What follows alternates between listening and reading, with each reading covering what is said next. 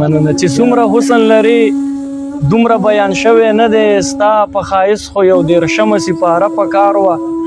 د مینې راز دی چې نامه دې زړه کې پټه ساتو ګنې نامه دې د کعبې په دروازه پکار وه ټول عالم ښایست ته ستا د نور شغله پکار وه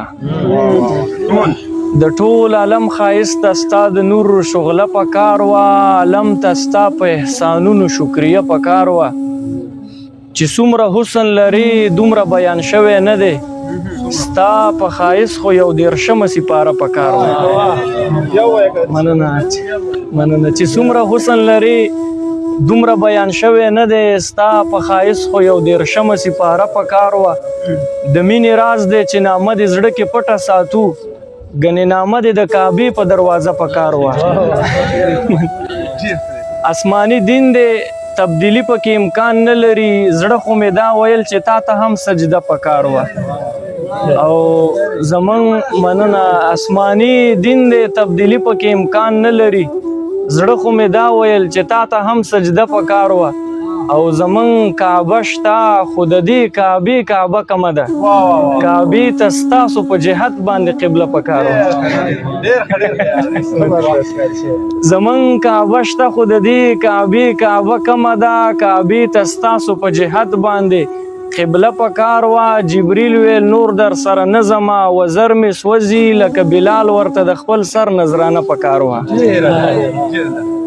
او ستاسو د خپو خاورې د عرش په جبین خال پروت دی حالان کې عرش ته ستا په تللو هنګامه پکار وه